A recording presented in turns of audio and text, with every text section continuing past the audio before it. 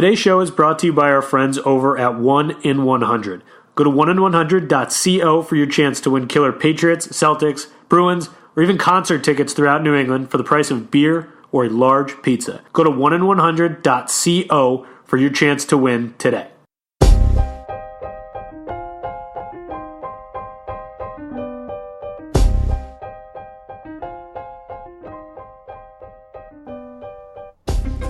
Welcome back to the Banners broadcast. I'm your host, Chris Grenham, and with me, as always, post-Thanksgiving, we finally get to talk about a win in New Orleans. Nick Gelso. Nick, what's going on, man? Yeah, man, finally something different to talk about a little bit. Something good. Something good. We've got some positivity coming out of a little negativity, actually, because we had Jaylen Brown go down on Saturday at Dallas. He fell really hard on his tailbone.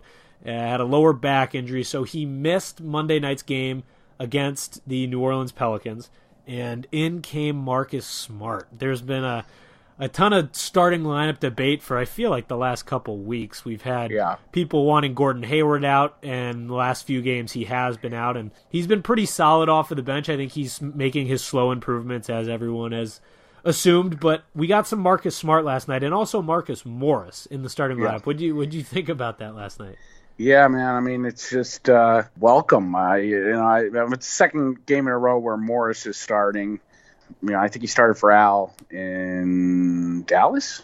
Maybe, I forget. Yeah, regardless. And then Marcus Smart. I just find it hilarious how Celtics fans, and we're all a part of it on Twitter, but 2 weeks ago it was Marcus Smart can't shoot, trade him.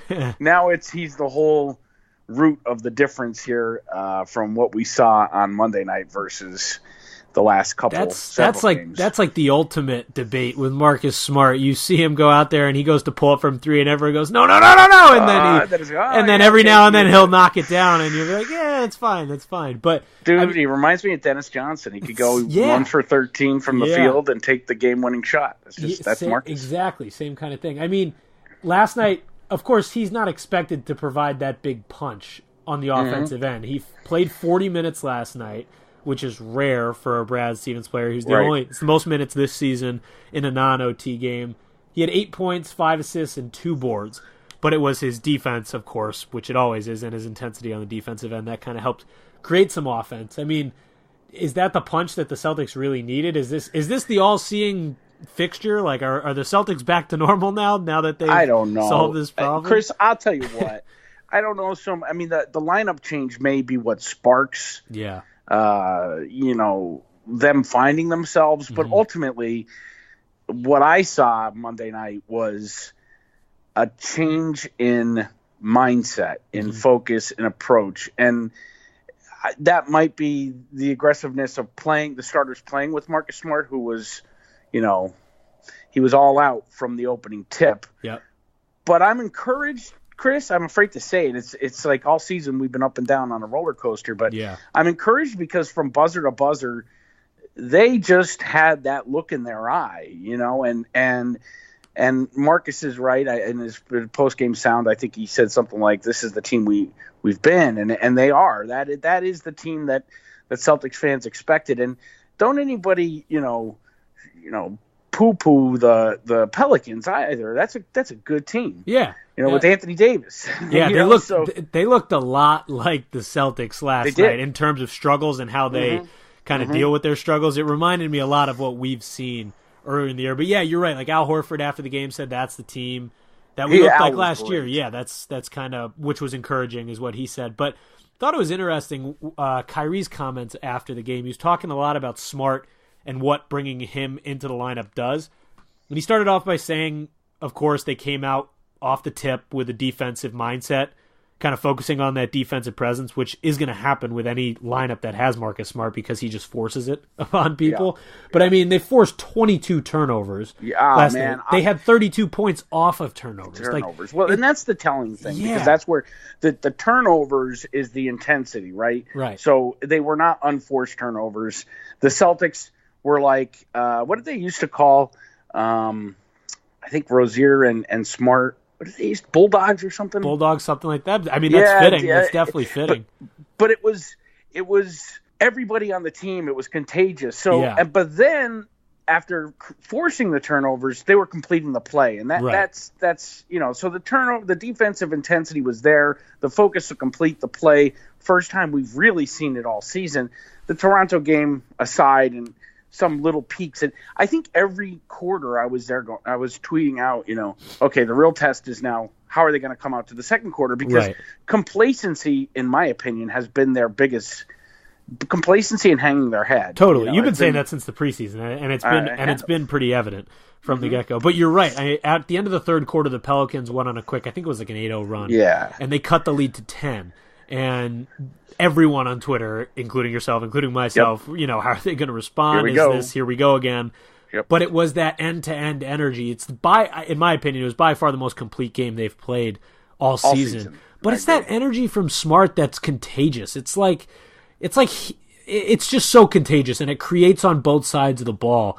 And you saw it throughout the game from everyone involved. You saw the Celtics' pace was much quicker than it has been in the last couple games. And sometimes the Celtics start off with a quick pace, and guys are hot coming off the tip, and then by the middle of the second quarter, once the subs are coming in and there's a mixture of the second unit and the first unit, it's just an absolute mess, and the pace is down. So that energy kept up for the entire game. I thought it was pretty interesting too, real quick. Smart on the offensive end had such a different impact than I thought he would, because they used him as the primary point guard for a lot of last night, at least in the early going there. So go ahead. That's where I was going to say. And I know I've talked about it. I've kind of beaten it to death in the first month of the season here, but I'm a huge fan of Kyrie Irving working off the ball. And I'm a huge fan of Terry Rozier working off the ball and putting Smart into the starting lineup. Of course, Gordon Hayward was playing with the second unit before Smart came into the starting lineup, but having Gordon Hayward be the primary ball handler on the second unit allows Terry Rozier to work off the ball. And the same thing goes for Marcus Smart in the starting lineup with Kyrie Irving. And I think that opens up like a world of flexibility for Brad Stevens. That's where I was going, Chris. I mean, you read my mind, because it's almost as if, and we're talking about, okay, how encouraging is the win? And I don't think the answer is going to be told until they play the Cavs on Friday, which is, a trap game. Yep. It means way more to the Cavs than it does to the Celtics. So, but Cavs have been hot too. They've got a couple nice wins as of late, last week or so. Yeah. Well, looking at the Monday's game, the intensity, or okay, so figuring everything out, that's where I want to go with this. Yeah. We had talked earlier in the season about the quagmire. I compared it to the old Big Three. Like, Chris Ford couldn't play Bird, Parrish, and McHale together.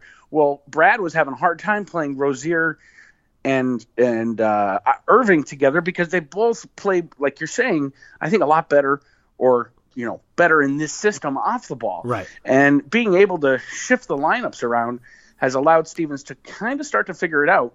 I think you said it right when you said, Smart's allowing Kyrie to play off the ball, and Hayward's allowing Irving or Terry to play off the ball. Now, what does this really do long term? Well, really, if Celtics fans think Marcus Smart should be starting, Gordon Hayward should be on the bench, they're crazy.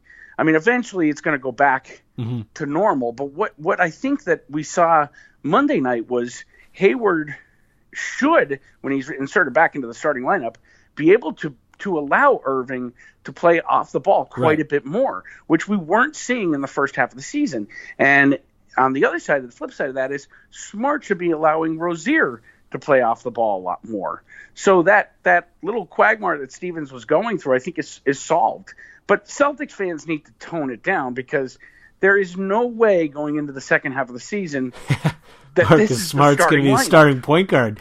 Come on, man. You got to roll. I mean, Celtics Twitter and Celtics fans are in a pretty vulnerable place right now. They always are, dude. I don't want to pick on the fans. They're either it's a diehard fan base. Yeah, they're either winning the championship or jumping off a cliff. Yeah, and I can understand the cliff jumping that was occurring over the last 2 weeks. Me too. But you're right. I mean, part of the benefit of bringing Gordon Hayward in last offseason was that he could act as a primary ball handler alongside Kyrie, and that just opens up so many portals, especially for a coach like Brad Stevens, who loves toying with lineups. And he's going to continue to toy with these lineups over the next few weeks, and probably past the new year, honestly, probably into January, because it's going to take Gordon Hayward plenty of time. And Stevens, pretty funny last night after the game, said they won't be settled on a starting lineup until forever. So, but it's nice to see Stevens figuring it out to a point where he can now tinker with the lineups, because early on in the season, everybody was going, what the heck is going on with Brad? Yeah. He should be changing up the lineup. And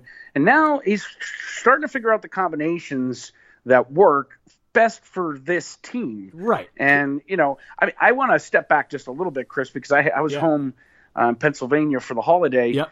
You I think you were the only one representing our company in Celtics Squad as well. Yeah. During the New York Knicks disaster. Yeah. And I have seen games where the old, the Pierce, Garnett, Allen have gotten booed off the court. It was extremely rare, but it did happen. From what I heard, there were a lot of boo birds. There were plenty of boo birds, and tell rightfully me so. About that game. Rightfully so. I mean, it was bizarre, because coming off of getting torched by Kemba Walker, you expected them to show up and be fine. They're back on their home court and kind of bounce back, but instead they let Trey Burke just absolutely dominate them. The crowd initially was kind of shocked off the bat, because the Knicks came out and punched pretty hard. I think they were up 10 or something after the first quarter, and then they put up a 40-point second quarter. So at first it was kind of, the crowd was stunned, and then it turned into boos. And as it continued into the third, it was like, what the hell's going on? Like, this is pretty bad. And it was the classic tendency that we had seen from the last 2 weeks, where the fourth quarter comes around and the Celtics go into this desperation mode, and they are able to crawl back into it. Right. But there's no need for this Celtics team to be playing in desperation in a fourth quarter against Trey Burke and the New York Knicks. That shouldn't happen. Trey Burke put up 29 points. It was so bad. It was so bad. You could kind of accept it on a team that has won 12 or 13 straight, and then a Knicks team comes in and kind of takes them sideways. But, dude, like we were saying last week or the week before, this is the recipe. This is what the Celtics needed. Right. They need this homestand. Yeah. They need the Hawks, the Mavericks, the Knicks. Hawks, right. Yeah. And here, I mean, I immediately thought of you. I happened to be out for a holiday party that night, so I was in Pennsylvania. So I had no access to the game, but I was watching it watching the scores on my phone, and I'm like, Grenham and I just said they need to win these games, and man, they stunk it up. And you know what? I found myself saying that on yesterday morning. So we're recording this on Tuesday, obviously. Right. I found myself saying that on Monday morning. Like, it's okay. Sure. After this Pelicans game will be tough. But then they get Cleveland, and they've got a couple easy games here. And I had to pause and say, hey, I said that about the last stretch too. And they lost to the Jazz, they lost to the Hornets, they lost to the Knicks, they lost to the Mavericks. So it is these tough stretches where they shouldn't be tough. It's these easy games, and they're still managing to let Trey Burke score 29 points. It was, and that got really dark post game. You had Brad Stevens saying, I'm just not sure how good we are. Yeah, I mean, that was one post game where I was kind of wishing I was there, to be honest with you, because it was fascinating. Even Kyrie's comments, which I thought were, Jeff Clark may not like this, but I loved his Thanksgiving comment. I thought it was typical Kyrie and hilarious. And I also loved the apology because it was totally out of line. That was, okay, let's talk about that real quick, and then we'll get back to the slide, because I was right there when it happened, and Clevis Murray and I talked about it on one of the segments for CLNS after the game. But as all things do on Twitter, it was kind of blown out of proportion. I mean, after each media scrum, Abby Chin politely was saying, Happy Thanksgiving, because it was Wednesday night. We're heading to Thanksgiving the next day. And so Kyrie finished the availability. If only I had kept my phone rolling. Yeah, I was going, why? I turned it off because, I wanted it to be cut cleanly for the YouTube upload. And so the media scrum ends. Everyone puts their phones down. He starts to walk away. We kind of pave the way for him to walk back into the locker room. And Abby Chin says, Happy Thanksgiving. And are we allowed to swear on this? Can I swear on this? No, you cannot swear on this. He says, that's good to know. He says, bleep Thanksgiving. And everyone just kind of froze. And then, of course, the tweets started coming and people started exploding basically saying, "Oh, look at this. The Celtics locker room is imploding right now." Kyrie is even saying, to put it politely, "Screw Thanksgiving," and it really wasn't. He apologized after. In the last 6 months, he's been very high about his Native American heritage, and that's just been his mantra, and that's fine. He apologized right after. He jumped at it. He even apologized on Twitter the next day. So it was blown out of proportion. Like, who do you think made him apologize? The Celtics or Nike? That's a good question. I don't really know. He was forced to apologize, Chris. Kyrie. 100%. Well 100%. But it was interesting because he apologized for what he said. He didn't apologize for downgrading Thanksgiving as a holiday. Well, let me tell you, last year, and I don't remember exactly how it happened. Yeah. But we were in a similar media scrum. And it was the game before Christmas. And Joe Sway and I did a segment, who you invite into your holiday party. Yeah. And Joe Sway was in the press scrum, and I asked Kyrie something. Kyrie caught his eye and said, "You know what I think about Christmas." Like, it implied that he had watched the segment, right? Yeah. Which I could see Kyrie doing, and not saying that he watches our videos, but I could see, he's pretty much a media hawk. Let's go with that though. Kyrie's a very loyal CLNS video, and Celtics blog, and Celtics blog, yes, but he is a media bit of he's crazy about the media, totally. But he took Joe Sway and stomped him down to about an inch, and it was in a similar vein. I don't think he said "F it," but he said something like, "You know my feelings on Christmas. You wouldn't even invite me to your Christmas party if you had one." Something on those lines. It's just like an awkward. It creates such an awkward dynamic. So awkward. And Joe Sway, he's the nicest guy. Oh yeah, he's a man. But he, of course, I'll tell you another really quick, funny story on a bad night. So it's opening night last year against Cleveland. Obviously, what happens with Hayward happens. We're in the locker room, and Joe Sway takes the visitors' locker room. I take the home locker room. Now, having seen what happened with Gordon, you could understand that everybody was like a deer in headlights. Yeah. And there was 1 million people in the Celtics locker room, similar to the way it was opening night this year. But anyway, I'm holding my cell phone to get Kyrie, because we had the big camera in the LeBron locker room. Right. And I got really good up close to him, and I don't know if it was Bob Schramm or somebody nudged me, and my hands, I have arthritis, my hands snapped. The phone literally hit Kyrie almost in the face, hit him right off his chest. His first game as a Celtic, lands on the ground. He looks up, looks at me, looks at the phone, bends down, picks it up, and hands it back to me. I'm like, I'm getting thrown out of here. The guy you get tossed from Quicken Loans Arena.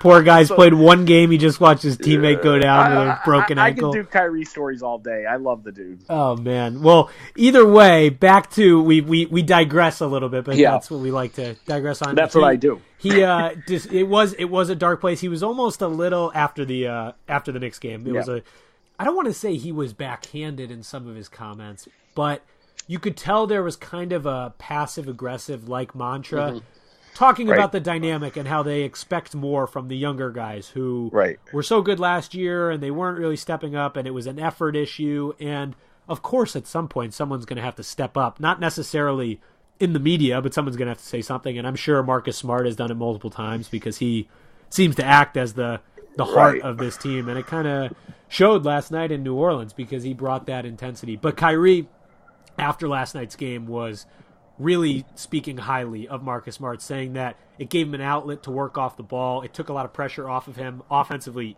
and defensively.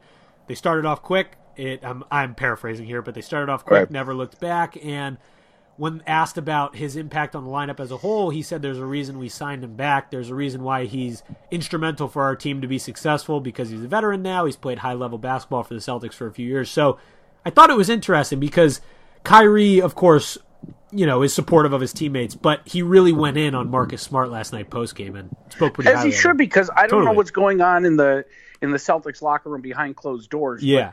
But in front of the media, Marcus Smart has been really the only vocal leader of this team, and he's let Kyrie off the hook because Kyrie does a lot of finger pointing. We need this, and I'm a huge Kyrie fan. Yeah. But we need this. We need a veteran, a 14-year veteran. Next game, the young. God, what terrible timing that was with the Carmelo Anthony. Oh, it's just terrible. And the next game, it's the youngsters aren't playing well enough. Right. Well, I don't know, and I think it's a valid question because I don't think they know who the leader of the team is. Yeah, I think Marcus Smart is definitely the emotional leader. But no one's going to really take Smart seriously to the point where he's going to be able to KG call out Kyrie. Well, I think if anyone's going to in the locker room, it would be him. I don't necessarily see this locker room dynamic as one where people are going to start getting called out. Maybe say these struggles continue 2 months from now. Maybe it does go to that. But I think Marcus Smart's the guy who would do that compared to the rest of the roster. I think he would too, but how much weight does that carry with his teammates? Maybe the young guys a little bit of weight, but right. But I get what you're saying with a guy like Kyrie. You know what I'm saying? I think Kyrie needs to really step up and be that guy. And if you think about it, he's never been. He was alone on a terrible Cavs team, and LeBron comes back, and even though LeBron always needs kind of like a co-captain with him, Kyrie played that well. Gordon doesn't have the attitude for it. Al leads by example, and so there's no real vocal big leader. Vocal, yeah. Gordon's kind of quiet on the quiet side too. You're right. So that's kind of an interesting thing to follow, especially if the struggles continue over the next couple months. But one more thing on Marcus Smart, we could basically just rename this podcast like the Marcus Smart Pod or something like that. I mean, I would be totally cool with that. But me too. In that stretch where the Celtics played, Charlotte, New York, Atlanta, Dallas, whatever, they struggled a lot with perimeter defense, specifically guard play off of the pick and roll schemes, and that happened. Of course, Kemba Walker torched the Celtics on the 19th. Which isn't surprising because he torches everyone. But then it led to Trey Burke, and they were okay with Trae Young in Atlanta, but Atlanta's just a horrendous defensive team, so they were never really in that game.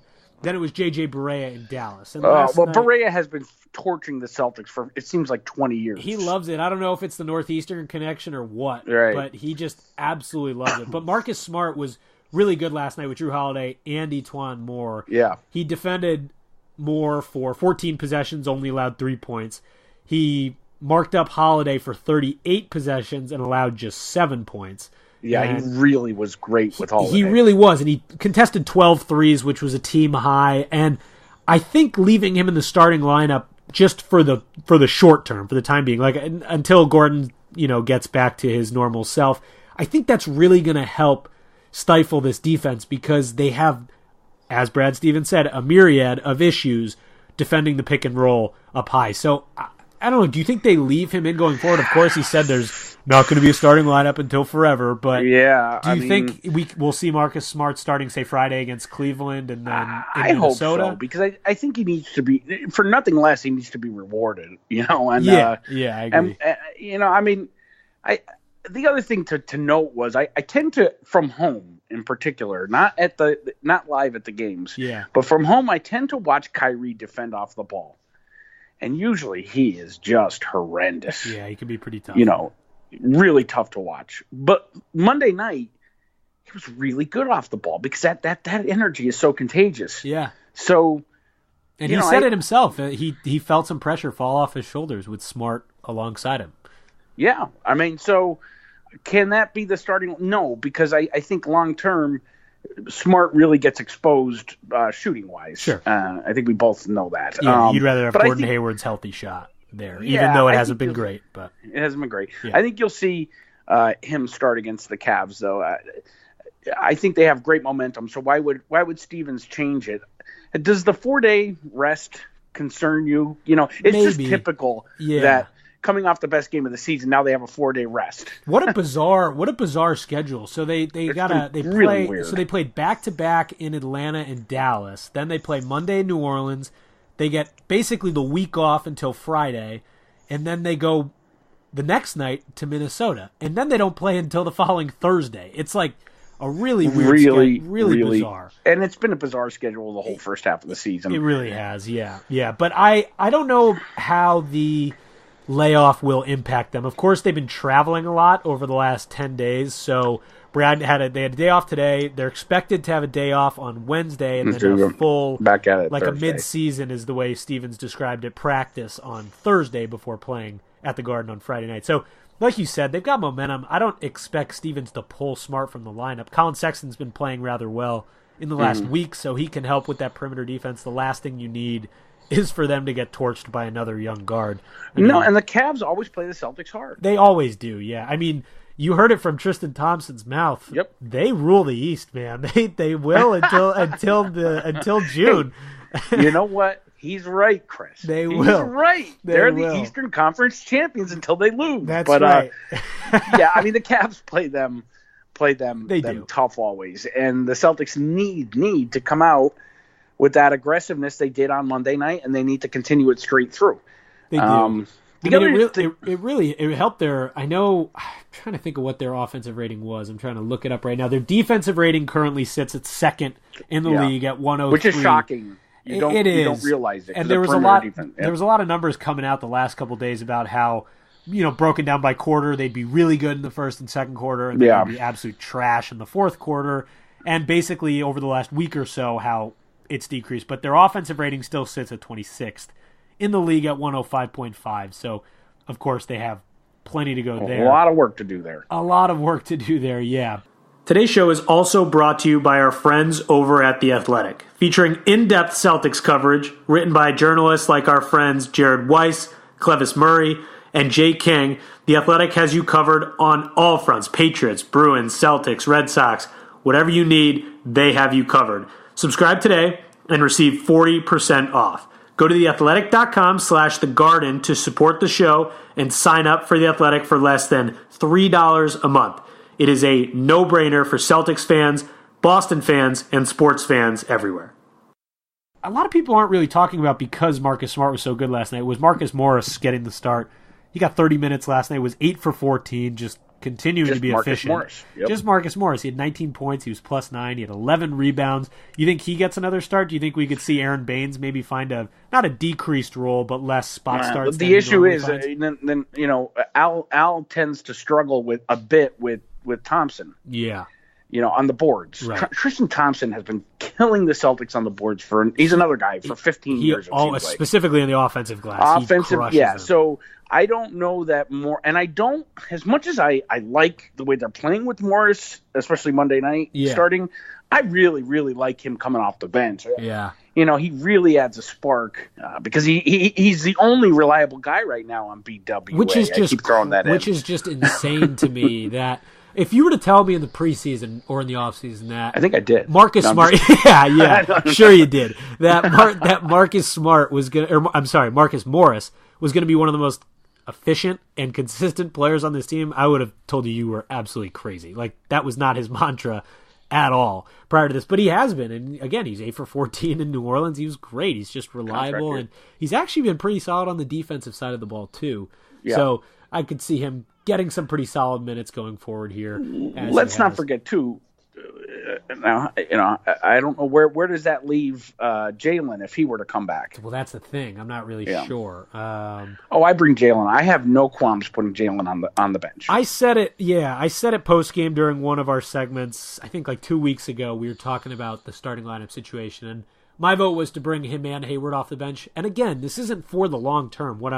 This isn't a fix for the entirety of the season, just for the short term, because there's some issues here, and Brad Stevens needs to toy with the lineups. And I don't know about Jalen, but with a guy like Gordon Hayward, he doesn't see getting moved to the bench as a decreased role or as a demotion or something like that. He understands that they're tweaking with a lot of things going forward, and he needs to come back. He also understands he's not playing very well. He gets that, and he's continuously set his three-point game, continues to struggle and stuff. But I'm very curious to see what happens with Jaylen Brown's minutes going forward here, because he's not been great over the last couple of weeks. He's not been great, I don't think, he's had moments. Yeah. But he's not been great since the start of the season. And he frustrates me to begin with, but the dribbling in traffic still hasn't been corrected. And also, I think we've been working together now almost 2 years, Chris, covering games. I think you're realizing I'm not an X and O guy. I'm a humanity guy. I'm a body language guy. Yeah. Right. And he's an interesting guy to read some body language at times. He and Tatum too. The two of them really could hang their heads. Now I think Jason has broken that. The last couple games, he's been pretty good, pretty dominant on offense, honestly. Yeah. And you're right, though. He got into that little funk early in the season where he'd have a bad offensive possession. And he'd let it control his whole game. Exactly. And he would let it hurt him on the defensive end. He'd get beat on the other end, and it would just be a bad cycle. Yep. Yeah, so I think Jason's pulling through that, which is good. But Jalen, I mean, if you think about it, I think I don't know if it was – what the heck game was it? It might have been Dallas, where he played a lot of minutes with the second unit, and he was – driving the basket hard. He was getting to the line. He actually looked pretty good. Yeah, he looked pretty good in Dallas. I think he played like 30 minutes, and he was 7 for 9, 7 for 10, something. But I want to say then, didn't Steven sit him down the stretch? He got hurt early in the fourth quarter. That's when he fell in his lower back. He said he would be fine to go back in, but that's where he fell. But yeah, I agree. It's that issue, like you said, dribbling through traffic, and then when he does get to the rim, he hasn't been finishing at the rim. No, he's been missing dunks. Which is rare because last year he was very good around the rim. Yeah. So, I mean, I honestly would like to see Brown go to the bench, not as a punishment, but also to try and kind of light a spark under him as well, because I don't think he's played nearly to the levels he did. No one's played to the levels they did in the playoffs last year. Right. Here's the thing, and I've been on – when the Celtics struggle, it's kind of good for business. Our views go through the roof, and I get called a lot to go on to radio shows and podcasts. But I was on one last week. Yeah. And, of course, the entire, subject is what's wrong with the Celtics? Yep. Should they blow it up?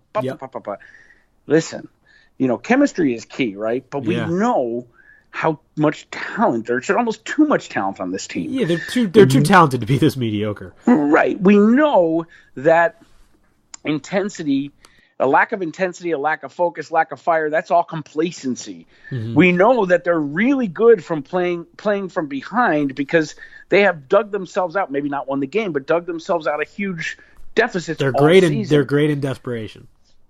All they really need is that one moment to click, and let's just hope that happened on Monday night. It sure felt like it, Chris, watching. It did, yeah. I agree. It's funny talking to people who aren't necessarily engulfed in the Celtics performance like we are. We're around it on Twitter, we're around it at the practice facility. We're kind of dorks, right? Yeah, so I'm cool with that. I like being an NBA dork, but it's funny because you go on these radio interviews, whatever it is, and they ask you what's wrong with the Celtics, and I'm curious to see how that changes.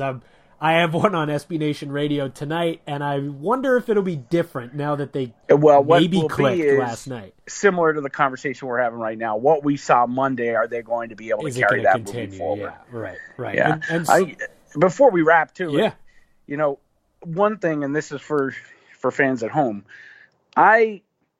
before covering the team on a game-by-game basis, so every game, I used to sit at home and really get frustrated with Marcus Smart. He used to drive me crazy. I wasn't a Marcus Smart fan really until probably 2015, when I got in the arena every single game, when I started covering games again. Because the things you see him do off camera, it's a lot of little things. Oh man, and it's stuff that doesn't show up in the box score, but it's stuff that kind of lets you say, okay, let him take the three. Yeah, because I get it. Right. So it's one of those where I could say badmouth this one or that one, but I'm also the first guy to come back and say I eat crow. And Marcus Smart, I totally eat crow, and he's become one of my favorite players on and off the court. He's just such a great personality. And I know there are still a lot of fans that at home that, the minute he has a bad game, it's get rid of Marcus Smart. Well, remember me saying this because you notice it more in the arena than you do on TV. The guy is pretty invaluable, especially the dollar amount that Danny got him at. Yeah, and for the Celtics and for what he brings to this specific team, worth every penny, in my opinion. There's no question. There's no question there. Yeah. Speaking of Danny, we even had some people calling for some trades like immediately in the last few weeks, and we had him come out and say that patience will win in the long run. He'll be patient. He's not going to panic trade here at all. So, well, here's the thing, Chris. Danny Ainge, as well as I do, he is never going to trade when his stock is so low. And right now, the stock is very low. Yeah. The draft picks are 21 worthless. Games into the season. Right. It's a lot of overreactions out there. And sure, but starting out 500, 21 games into the season it could be kind of panicky when everybody was calling, including me, was calling for a 60-win team. Right. But when you're looking at it from a standpoint of Ainge should blow up the team, okay. Blow it up. We have draft picks. We're not the Wizards. We're not covering the Wizards here. And we have draft picks that are decreasing in value, and they're going to go back up in value because Sacramento's not going to continue to play the way they are. Right. And they're going to end up going back up in value as those teams settle down. And then you have diminished value on your players on the court because they're not playing well. Yeah. So Danny Ainge, I wouldn't put it past him to trade at the trade. I mean, this team almost has one too many good players. Yeah. I could see him trading for a valued role player at the trade deadline, but only if he's going to get back what the player's worth and not basically let the player's poor play dictate the value. Yeah, it really depends on that market. Right now, I don't see any I don't really see any trades happening during the season. I could see maybe something occurring around that Jabari Bird spot if once his court situation gets figured out. He's going back into court, I think, in 2 weeks. Yeah. But I don't know. Again, it's all how it plays out. They've got an interesting schedule over the next few weeks that, again, isn't that tough. So it goes, I'll read it real quick. They go Cleveland at home on Friday. Then they go to Minnesota. They got the Knicks, the Bulls, the Pelicans again, and then the Wizards. So and the Knicks are home, I think. And the Knicks are home. It's again at the Garden. I feel like that is a gut check. It is. It is. Go give it to Trey Burke again, man. Because you know that Kyrie will want that. I don't know. We'll just have to kind of see how it plays out, especially when it comes to trades. But Nick, I will see you at the Garden later this week, Friday night. Cavaliers. Let's get a little winning streak going here so we can keep up some of these positive podcasts. I like these. Yeah, I think it's on the horizon. Again, there's a difference between seeing the Celtics play well at quarter by quarter, which we've seen throughout the entire season, and what we saw on Monday night wasn't just buzzer, but they had the fire in their eyes again. They were scrambling and not allowing the Pelicans to set up their offense. I mean, it was just classic Brad Stevens Celtics basketball. So there's something in me, without wanting to jinx it, Chris, there's something in me that's telling me Cleveland's in for a beating on Friday night. Let's hope so. I like that attitude. Let's hope so. Let's stay positive going into Friday. Nick, I will see you at the Garden. Thanks, Chris. Later.